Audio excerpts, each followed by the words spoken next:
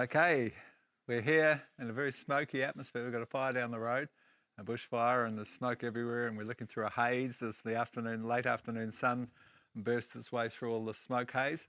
And we're going to teach you another really important thing. We're going to teach you about how to brew. You may have heard of it before. There's various people that have been playing around with this for quite some time. And we're talking about taking the cow's rumen, the cow's paunch it's often referred to, which is the first stage of the digestive system of a creature that has one of the most powerful digestive systems of any creature on the planet. And we're taking that first stage, and that paunch, and that's what's in here. I'm not going to take the lid off because I don't really want to vomit. I don't want to start vomiting on screen. But we're going to take it shortly, and Carl, and I think Claudia's going to help him, is going to pour it. It's sort of solidified a bit in there. We're going to try and pour it into a drum, but we'll teach you why and how we do that. But that paunch is the first stage of digestion, and it's just packed. Some quite unique organisms that break down methane, all sorts of things, but archaeobacteria, there's whole lots of names of bacteria that I'm not even being familiar with when I started researching what's in there, but there's some wonderful, powerful fermenting fungi in that mix that, of course, will take all the more fibrous material that the animals eat in and begin that digestive process in that first stage. And so you're taking those microbes and multiplying them, and that's what a rumen anaerobic brewers. And so we've put a nice little recipe together here. Actually, Adam's put it together. This nice little recipe.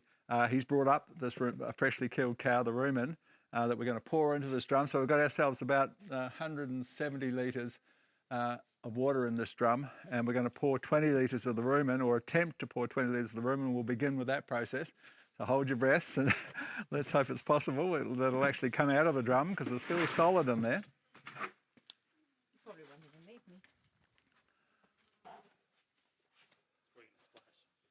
Don't get, oh, don't. Oh, he's got this. Is it coming out?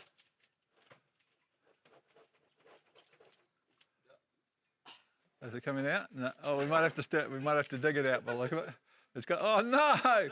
Claudia's putting her hand straight into it, but you know she's a butcher's daughter, so she's handled more rumen than most of us have had breakfast. In fact, she actually enjoys the process.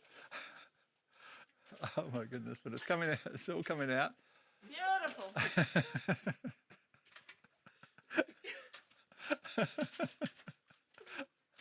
a grape and it splashes back up. Oh. It's got, because it's got my own. Definitely the better hill music, I think. Yeah. Oh God. Thank God Claudia's here. Oh, yes, so we've got a big blotch then. I can probably pour it now. The flies are coming into thousands. Come on, Graeme. This is this bit where you show the words. Yes, it's coming. He's getting it. Yeah, the cheese blocks up.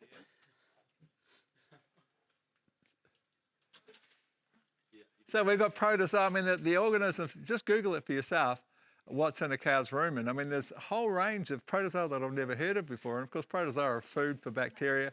They're nitrogen cyclists, as we mentioned, spitting out, eating that suite of bacteria and only wanting a few of the units of nitrogen found in the bacteria. So they're one of the most powerful nitrogen cycling organisms in the soil. And most soils need more protozoa. And so this, you're going to multiply up the protozoa along with the fermenting fungi and these nitrogen fixers, phosphate solubilizing, disease control, cellulose digesting bacteria and fungi. It's a really, really nice, quite original thing that nature just delivers to us.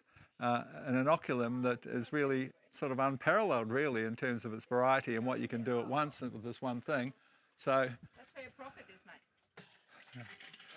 All right, so he's got the worst part of the job done, and we're going to talk about the rest of that recipe now. That was quite quite a thing.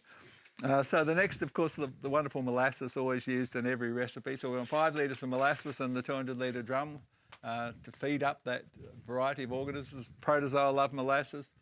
Everything loves molasses. Fungi even love molasses. Certainly the bacteria really love it. So we could probably we'll empty that out later. Oop. So we're just going to wash that molasses out of the bottom of the bucket. And then we'll look at our next component, which is a kilogram, you can see it here, of milk powder. Now, while we're waiting for Carl to just wash out the last of that molasses, milk powder is really cool stuff. I mean, milk powder, you know, a kilo is equivalent to 5 litres of milk on average. And milk is a really good fertiliser. Milk is, you see a nice plant growth response when you foliar spray milk, but it's also a fungicide, particularly effective. We'll talk about it later, effective against powdery mildew. So we're pouring our milk in there, our milk powder in there. Just 1 kilo of milk powder into this recipe.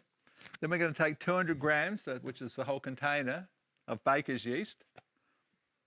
We'll put the baker's yeast in there. Wow, look at the flies. They go mad. And then we're going to do 3 kilograms of crusher dust, wherever we put that. Oh, it's down underneath there, is it? Oh, there it is. So we're taking a basalt crusher dust. Of course, we've got the silica component and other trace minerals and the very fine particles, and we've also got that kind of paramagnetic effect of the crusher dust in the mix. And then we're going to have 2 kilograms of micronized guano, which gives us calcium and phosphate and, of course, trace minerals. So that's the 5 micron micronized guano. We're going to pour that into the mix. It's quite a nice fertiliser in its own right by the time this is all brewed, which is about, what, 10-day process? Depending on temperature. Yeah, depending on temperature, could be a couple of weeks. It wouldn't hurt if you left it 3 weeks, but 2 weeks minimum, we'll argue. Crusher dust, micronized guano, 200 mils of sea minerals, the same story. The sea minerals that have had the sodium removed but contain the other 73 minerals at really nice levels. So that's going to feed up all our organisms with the minerals that they require. 100 grams of fulvic acid powder, which of course is the bacterial food, so the bacterial component, but everything likes fulvic acid, so this is quite a nice mix. And finally, just 50 grams of trikelp, the wonderful 3-in-1 kelp that I argue will outperform any kelp you've ever used, or you get your money back, and no one's ever asked for their money back. So that's the 3 kelp varieties called trikelp, our largest selling product actually on the planet. So that's the end of, that's what we need to do, and what we're going to do then. Oh, we've still got we decided also to put some aloe vera in there. As we said, it's more powerful than agar, so we're pouring in our 3 litres, is it? 3 litres of aloe vera into the mix, and now we're all done. We've finished our process. We're going to stir it. Oh, look at that. What a soup. That is one hell of a soup. We'll give it a really good stir because this is anaerobic, and then we're going to seal it. Now, we haven't got a normal anaerobic lid, so we're just going to have a loose-fitting lid that will still do the job, and we'll try and pick up a screw-on lid that will, we can put some breathers. Normally, you'd have 2 breathers in the top one-way valves to keep it anaerobic and just allow the CO2 out. But with a loose-fitting lid, you get some of that effect. You haven't got oxygen billowing in, but you do have an escape valve for the CO2 to come out the sides of the lid. So that's what we'll do in this instance. And I think Claudia's put a hand up for this brew. I mean, I wouldn't mind using it on the farm, but you're pretty keen.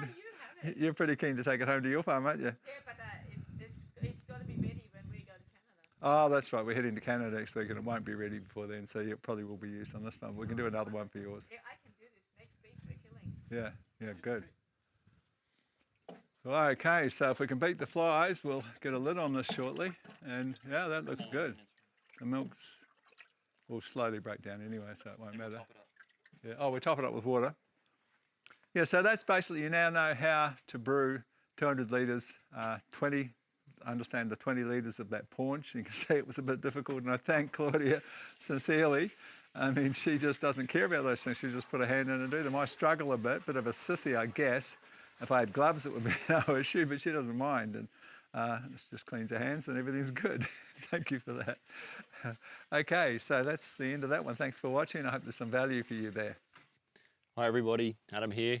Graham's asked me to go in a little bit more detail about biofertilizers, so here I am. So let's begin with the basic premise behind biofertilizers. Generally what we're trying to do here is convert cheaply, readily available insoluble nutrients into highly plant available forms, ideally cheaply and practically on farm. So what we've found is biology, one of the best ways of doing this. Generally, to be able to do this mechanically, you're going to need a lot of very expensive equipment. There are many other systems out there besides rumen-based fertilizers. So Korean natural farming and DAM are probably 2 of the most well-known ones. But we find that cow rumen-based biofertilizers have been particularly effective, and we think there's a few reasons behind that. So one of the main reasons being is a cow's intrinsic relationship with its environment. And you know, a cow is an important part of the nutrient cycling of a grassland. And we find there are a lot of similarities between a cow's rumen and the soil. So ideally a cow's rumen should be around 6.5 pH, and within nutrition farming we like soil pH to be around 6.7. And the same when it comes to biodiversity of microbes. So a lot of the facultative anaerobes that are very functional in a cow's rumen are also very functional in the soil. So the recipe we've used with Graeme is a custom blend based on NTS products. But as a general rule, the basic recipe is quite simple. It involves the cow rumen or some very fresh cow manure, ideally as fresh as possible, just because it's going to be more active and there's going to be a bigger diversity of microbes in there. Then we're looking at molasses is always going to be a common ingredient. That's one of the major carbohydrates, one of the major food sources. We're going to be adding in milk or milk powder, so that's got proteins in it, so it's another source of food for the microbes. There's going to be yeast, so yeast is also another inoculant of microbes, fungi, which are yeasts, and it's also going to be another source of proteins, so we've got more food coming from that. Additionally to that is generally going to be a range of rock dusts. So this is our crusher dust or basalt rock dust. It could be a rock phosphate that's been crushed up, or soft rock phosphate. You can also add in lime, gypsum or dolomite, different forms. So one of the things when it comes to adding those is just we need to be very mindful of pH.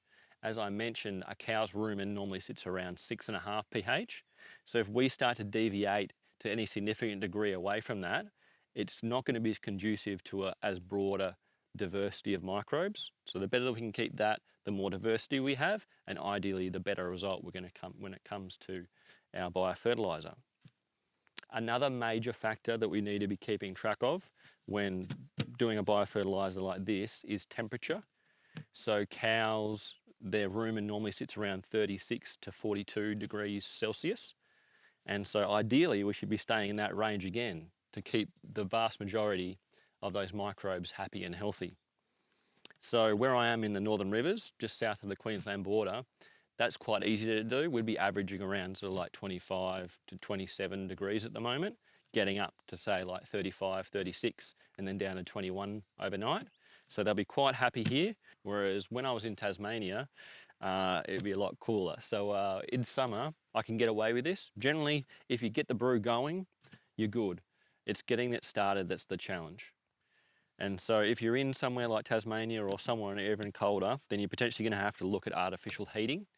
And so you can get the wraparounds like Graeme was talking about. Otherwise, I used a setup that was based around like a solar hot water system, and I could use that to recirculate externally to try and keep it at temperature. And that seemed to work very well. So we've got all our ingredients and we understand about pH and temperature, and now we're going to be looking at the vessel. And so this blue drum, 140 litres this one, so it has one of these bands type sealing lids, so it's really quite good.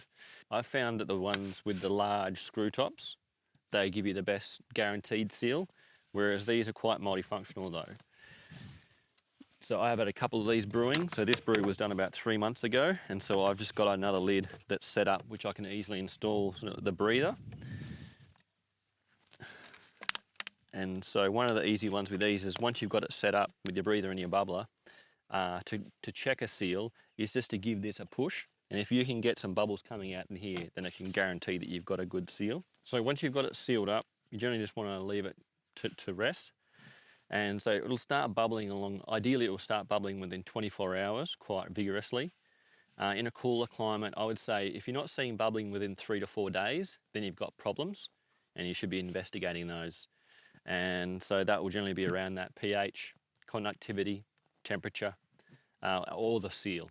So I'll just be checking all those ones if you have any problems. As a general rule, the brew will take me around 3 to 4 weeks in this sort of climate. And I will generally leave that 1 to 2 weeks longer afterwards, just because, so this is when the true anaerobes can really work.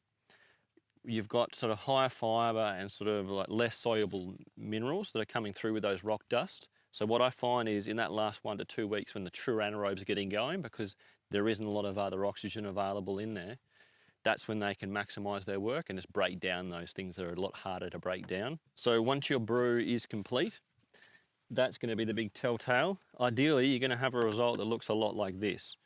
So you want to have a nice vibrant yellow colour to it, and you want to have a sweet sort of sour silagey with a little bit of essence of cow rumen still going on there. But your nose is generally going to be the big telltale here. So it's going to be a rancid smell if you've done it wrong. This is going to look really dark and black, but your nose is definitely going to tell you that there's something wrong straight away. So if it is black, then I would want to be discarding of it. It's still going to have a lot of nutrient value, so I would be looking to use it somewhere. You could put it into, say, a compost that's going to go through a proper thermophilic stage, or you could put it in some mulch or something under a tree where it's going to be out of the way, but just nowhere near food crops. If it's looking like this, then you can either keep it in here, though I would recommend that you decant it into smaller vessels. The problem with a big vessel like this is that the more you take out of it, the bigger the air gap gets. So you're going to get more and more oxygen coming in, and it's going to be more likely to oxidize, and you're going to start to lose some quality. So ideally, I'd decant it off into, say, 20-litre drums, or if you're doing it really large scale, maybe it's going to be a 200-litre drum for you. Next, we're going to be talking about application. So if you're using the basic recipe, the more you start to customize it, the more you're going to have to come up with your own customized rates. But if you're using that basic recipe, generally we're looking at 5 litres to 10 litres per hectare. We'll use 5 litres in a foliar context and then 10 litres with fertigation. Because of the microbes that they're dealing with from a cow rumen, there's a lot bigger association between the cow's rumen microbes and the soil microbes. So in many ways, as a biological inoculant, you're going to get more value from putting it in the soil. But when it comes to nutrition, because we've got this similarity taking nutrients through the lining of its stomach, and then we have a plant is taking up nutrients through its stomata, there's a lot of similarities there. So you're going to find that a lot of the compounds in here are also going to be readily available through the stomata of a plant. So that's all for now. I hope that helps, and we'll see you next time.